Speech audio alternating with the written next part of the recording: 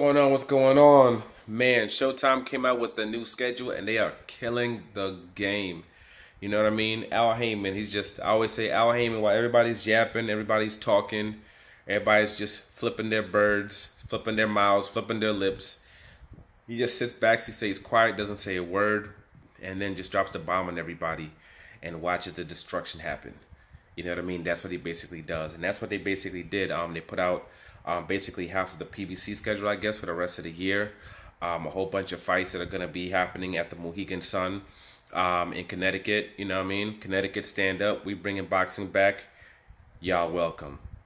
But anyway, yeah, so one of the fights that's going to be happening is Leo Santacruz versus Tank Davis at 130 pounds is going to be for Leo Santacruz's WBA Super Championship, whatever. The top WBA belt, he has that. Gervonta Tank Davis's old belt, and that's what they're going to be fighting for. And it's going to be on pay-per-view. As far as the pay-per-view, how's it going to do on pay-per-view?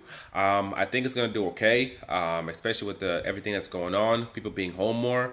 I think they should do okay with it. Showtime should do a good job promoting it.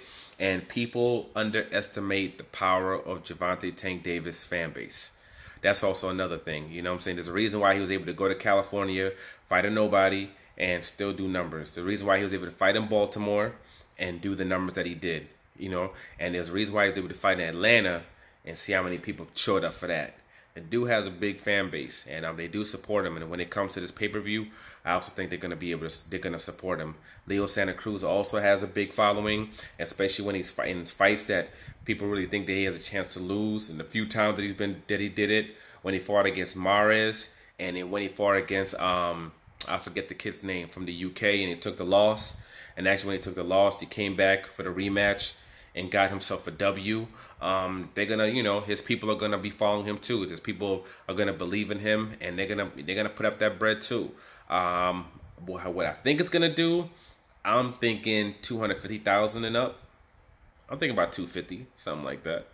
I think it's gonna do about 250, but and that should be pretty good from his first pay-per-view.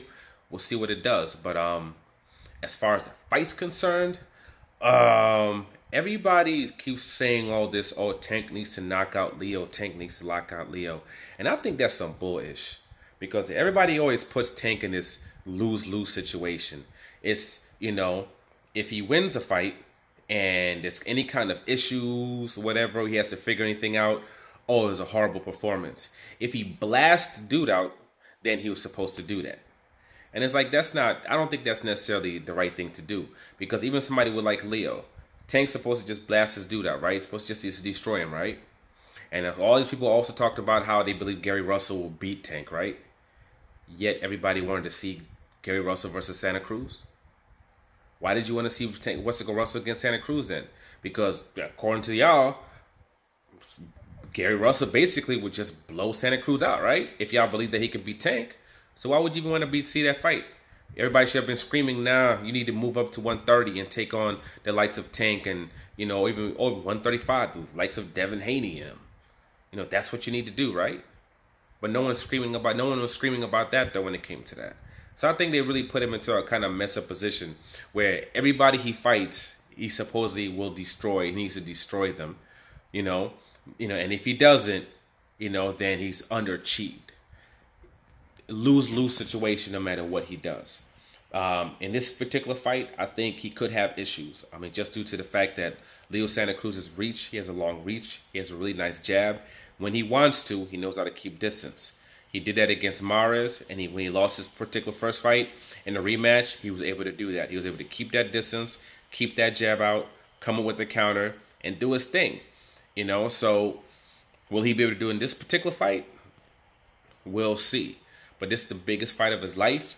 So due to the fact that it's the biggest fight of his life, I think he's going to be coming with the pain. You know what I mean? You should see the best Leo Santacruz you've ever seen in this particular fight. What's going to work against him is the fact that Tank Davis, he knows how to, he's one of those few fighters who's able to stand right in front of you, slip punches, and counter your ass. He's one of the few fighters that can do that. He literally can stand right in front of you, slip, slip, slip, boom, catch you. Slip, slip, slip, boom, catch you.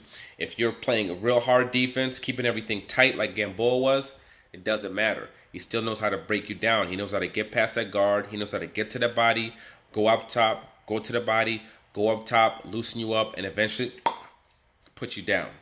He's able to make adjustments. Even in the Gamboa fight when he was tired, in ways that he didn't think he was going to be, but he still was able to figure out, a way to get things done, push the issue, and get that man out of there. I'm hoping that he trains with Cunningham, just due to the fact that when he trains with Cunningham, he's more focused and he's more disciplined, and he has respect for that man. When he works with his regular trainer, it's almost like he doesn't have respect for him like that, for whatever reason. And this is about where he's going to have to make weight. And he's going to be fighting at 130 pounds, not at 135 pounds like he was. And it's a big event. This is a pay-per-view bout.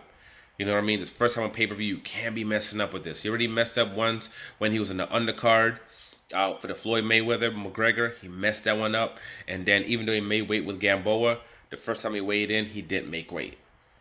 So like this, you need to kind of be on point. You need to be focused, and you need to be flawless. And the one person that he's able to do that with is with Cunningham. So he needs to go. But I'm not sure how that's going to work, because I don't know what's going on with him and Adrian Broner. And Adrian Broner is training with Cunningham.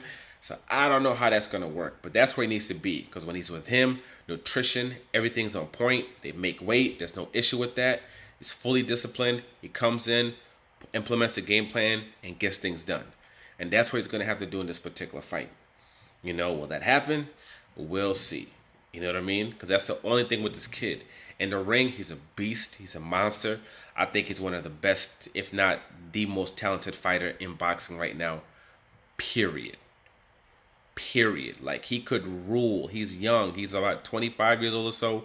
The next 7, 8 years, if he's disciplined, if he's focused, he can turn into a megastar. What Adrian Broner could have become if he was disciplined, Gervonta Tank Davis can be that. And this is the next step in doing so. So we'll see if he's able to get past this test.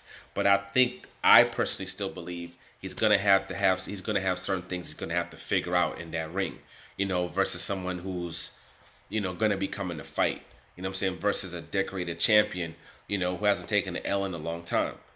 It's not going to necessarily just be easy like that. Like, everybody's trying to make it. And if he does make it easy, you need to have respect, put a respect on that boy's name, because no one else has made it freaking easy on that boy. And he is extremely talented, and he is extremely skilled. So if he is able to get that boy out there fast, you got to put respect on his name.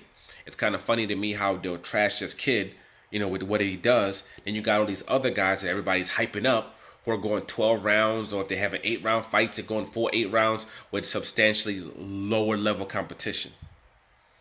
Okay, and they're going 8 rounds and 12 rounds with them. Okay, Lomachenko beat him. Okay, he runs through Pedraza, defeated Pedraza. Pedraza moves up in weight to fight Lomachenko, and Lomachenko's having all kinds of problems with him, and ended the fight face all lumped up. And somehow people give him credit for that win. It's the same, but somehow Tank didn't credit for what he did to to the same dude, to Pedraza.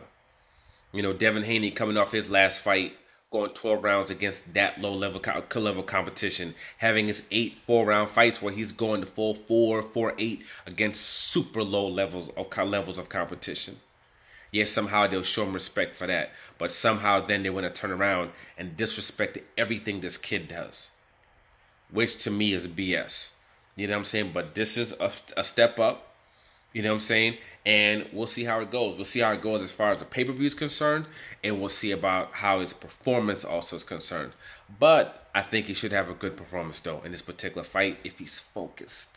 That's the only thing. It's like a sketch. He's like, is he going to be focused? If he's focused, nothing weird happens. I expect him to get the victory. But it's not necessarily going to be easy like that. Put respect on freaking Leo Santacruz's name. He does have tools in that box. Okay, he has tools in that toolbox that he's able to utilize, and he's able to use. And even though you believe this particular person might beat him, or that particular person might beat him, it's not necessarily going to be just some easy as ish. You know what I'm saying? Even Gary Russell is going 10, 12 rounds with a whole bunch of people that he probably shouldn't be going 10, 12 rounds with. But we'll see what it is. But for now, like, subscribe, share. I'm out. PBC is coming with the fire. And everybody else needs to step up. Because I don't see nobody on PBC screaming about how there ain't no money. They're not getting the money that they used to get. Everybody else, Top Rank, DAZN, get it together, man. Time to put up some real fights.